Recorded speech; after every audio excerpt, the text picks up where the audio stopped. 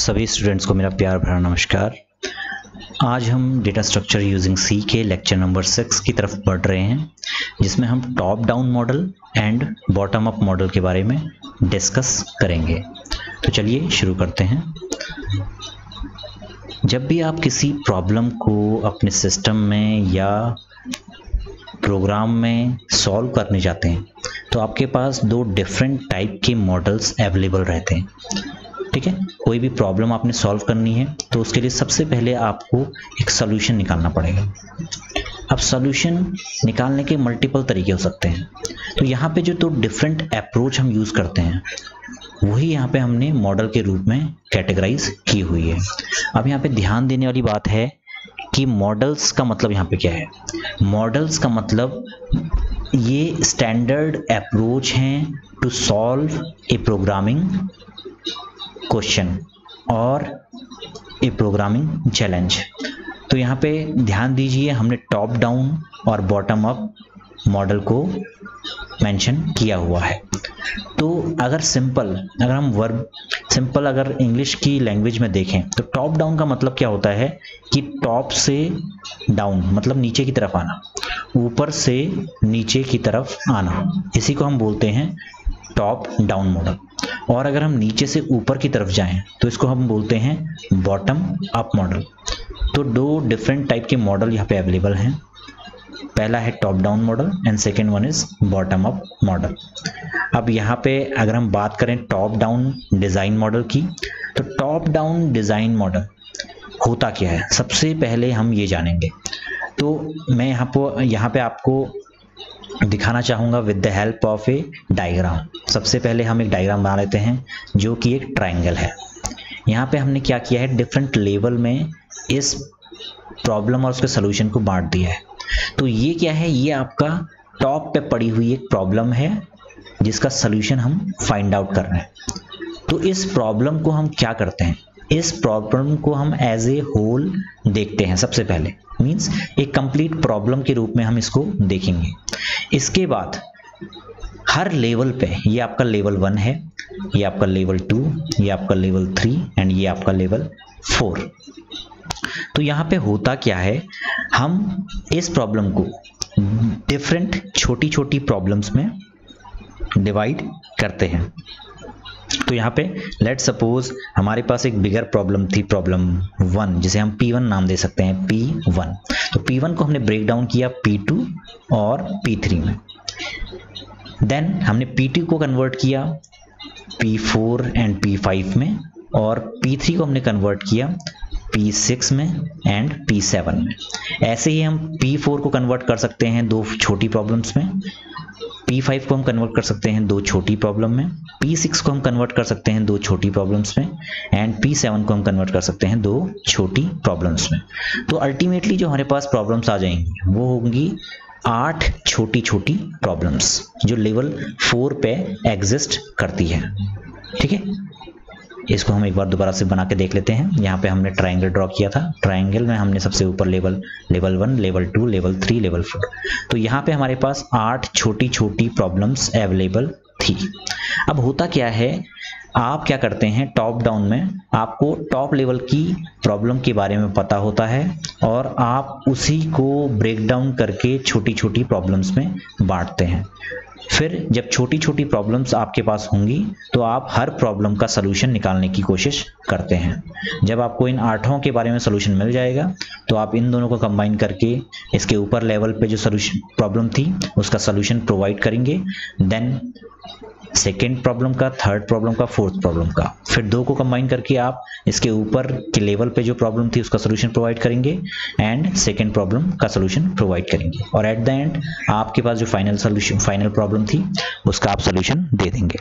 तो यहाँ पे होता क्या है, हम स्टार्टिंग में प्रॉब्लम की डिटेल्स में नहीं जाते हैं, हम सिर्फ प्रॉब्लम को छोटे छोटे पार्ट्स में कन्वर्ट करते हैं। और जैसे जैसे हम टाइम के अकॉर्डिंग अपनी प्रॉब्लम को लेके आगे बढ़ते हैं तो हमारे पास क्या होता है, छोटी छोटी प्रॉब्लम्स होती हैं जो इसी को कंप्राइज की हुई होती हैं, मींस उसी को मिला के बनी होती हैं, और उनका सोल्यूशन हम फाइंड आउट करते हैं। जब हम सारी प्रॉब्लम्स का सोल्यूशन फाइंड आउट कर लेंगे तो हम बैकवर्ड चलते हुए अपनी मेन प्रॉब्लम का सोल्यूशन यहाँ पे निकाल लेंगे। तो यहाँ पे सिंपल अगर हम जो हमने सेंटेंस यहाँ पे लिखा हुआ है ये देखिए, we are trying to find out a solution of a system without going into details, means एक प्रॉब्लम का सोल्यूशन हम निकाल रहे हैं बिना उसकी डिटेल में जाए हुए। और यहाँ पे हम सबसे पहले प्रॉब्लम को छोटी छोटी प्रॉब्लम में डिफाइन करेंगे। तो स्टेप्स देख लेते हैं क्या स्टेप्स यहाँ पे इंक्लूडेड हैं। सबसे पहले हम प्रॉब्लम को पार्ट्स में बांटेंगे एंड देन हर पार्ट्स को, ईच पार्ट को हम सॉल्व करने की कोशिश करेंगे। अब यहाँ पे ध्यान देने वाली बात है कि टॉप डाउन मॉडल के फायदे क्या हैं। यहाँ पे जब भी हम किसी बड़ी प्रॉब्लम को छोटी छोटी प्रॉब्लम्स में बांटते हैं तो हम आइडेंटिफाई कर लेते हैं कि हमें क्या किया जाना है। इसका एग्जांपल मैं आपको with the help of A calculator problem देता हूं। यहाँ पे कैलकुलेटर एक प्रॉब्लम आपके पास है, आपको कैलकुलेटर इंप्लीमेंट करना है जिसमें 4 फंक्शनैलिटी हो सकती हैं, plus, minus, into and divide. तो यहाँ पे आप कैलकुलेटर को एज ए होल प्रॉब्लम नहीं लेंगे, आप कैलकुलेटर के जितने भी फंक्शन हैं उनको 1 बाय 1 एक सिंगल प्रॉब्लम के रूप में देखेंगे या व्यू करेंगे। तो आपके पास यहाँ 4 छोटी छोटी प्रॉब्लम्स अवेलेबल हैं। इन चारों के लिए आप फंक्शन लिखेंगे और इन फंक्शन को कंप्राइज करते हुए जो सोल्यूशन आपके पास होगा उसको हम बोलेंगे एक फाइनल सोल्यूशन। तो फायदा यहाँ पे क्या होता है, हम यहाँ पे आइडेंटिफाई कर लेते हैं कि हमारा हर पार्ट, जो छोटे से छोटा पार्ट है, वो कैसे सॉल्व होगा। इसका दूसरा फायदा ये क्या है कि आपको हर स्टेप पे एक छोटा और सिंपल, मींस ज्यादा कॉम्प्लेक्स प्रॉब्लम आपके पास अवेलेबल नहीं रहती है।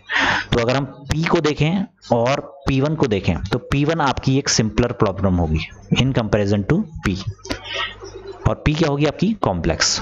तो यहाँ पे ध्यान देने वाली बात है कि जो भी छोटे छोटे पार्ट्स हम करते हैं वो सिंपलर होंगे और इजी टू सॉल्व होंगे, ठीक है, उनको इजीली हम सॉल्व कर सकते हैं। नेक्स्ट जो फायदा आपका टॉप डाउन अप्रोच का है वो फायदा ये है कि जो आपने P1 कंपोनेंट बनाया है उसको आप कहीं और यूज कर भी सकते हैं और नहीं भी कर सकते हैं। तो यहाँ पे दोनों चीजें हो सकती हैं। अब यहाँ पे ध्यान देने वाली बात क्या है कि आपने प्रॉब्लम P ली थी, प्रॉब्लम P के लिए आपने P1 x को छोटे पार्ट में ब्रेक डाउन किया, उसका सॉल्यूशन आपने यहाँ पे फाइंड आउट किया। अब सॉल्यूशन फाइंड आउट जब आप करेंगे तो आप सिर्फ और सिर्फ इस प्रॉब्लम के अकॉर्डिंग इस छोटी प्रॉब्लम को सॉल्व करेंगे। तो सॉल्यूशन निकालते समय आप ये ध्यान नहीं देंगे कि मुझे इसको कहीं और पे यूज करना है या नहीं। तो ये बहुत इंपॉर्टेंट चीज है या इंपॉर्टेंट डिफरेंस है top down and bottom up में।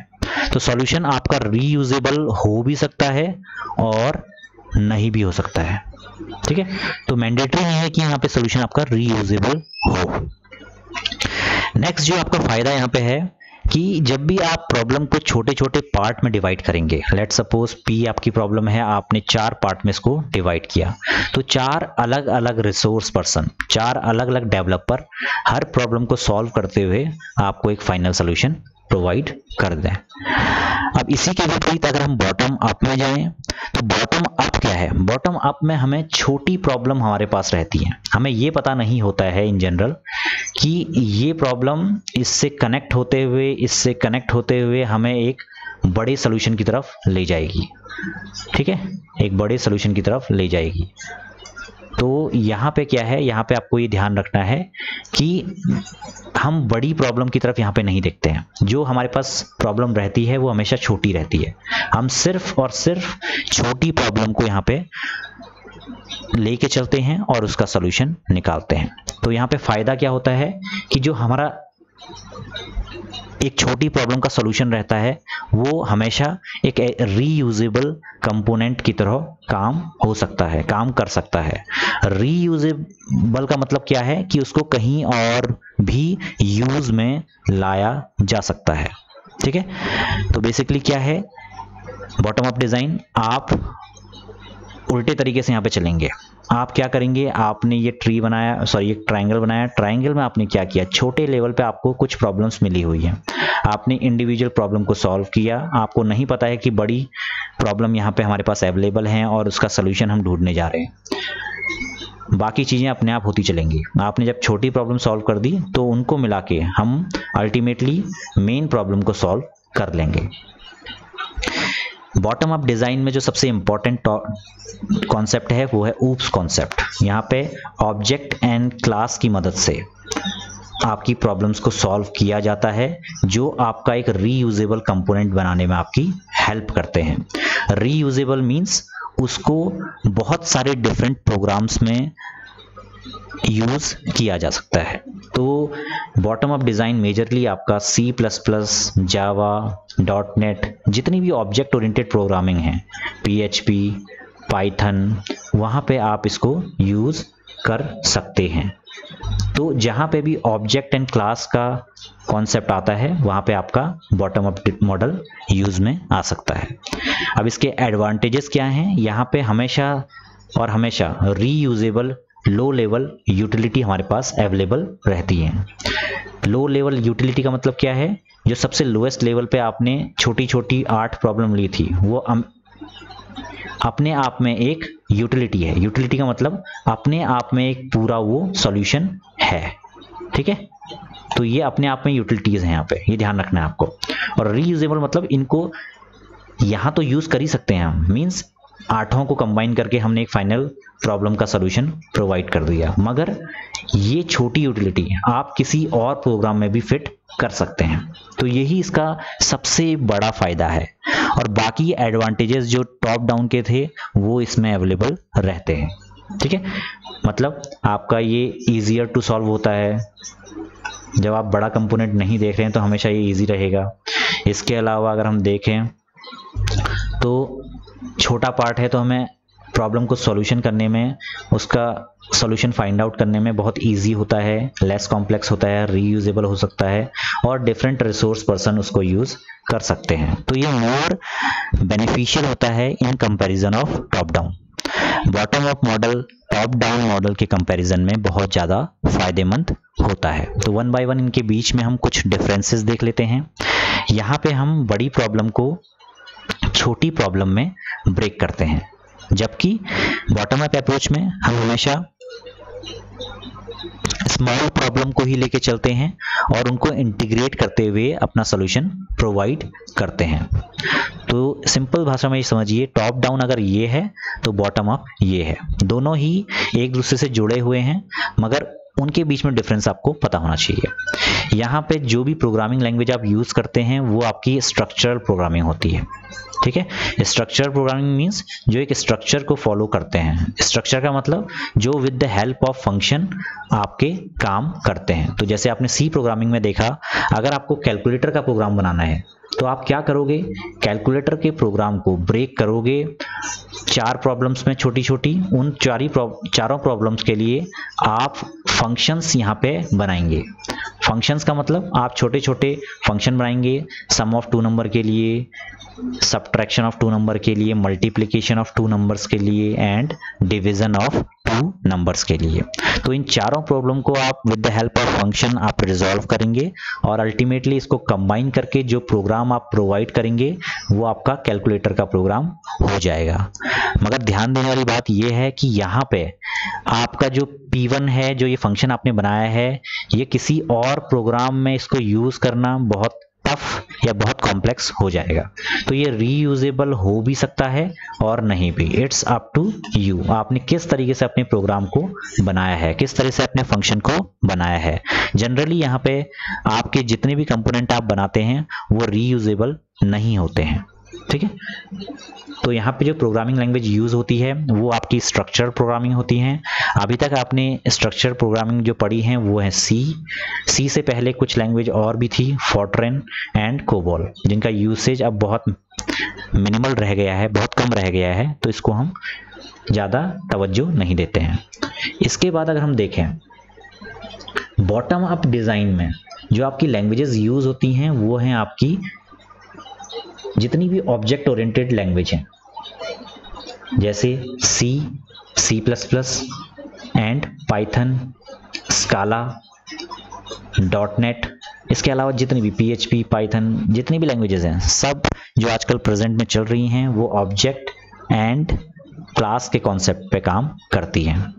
ठीक है, अब यहाँ पे ध्यान देने वाली बात यह है कि टॉप डाउन अप्रोच में आपका प्रोग्राम छोटे छोटे प्रोग्राम में छोटे छोटे प्रॉब्लम्स में बांटा जाता है, तो यहाँ पे रिडंडेंसी आने के चांसेस बहुत ज़्यादा होते हैं। रिडंडेंसी का मतलब डुप्लीकेशन होने के चांसेस ज़्यादा है। ठीक है, अब लेट सपोज आपने यहाँ पे सम का प्रोग्राम लिखा, आपने सम का मेथड लिखा। अब अगर आपको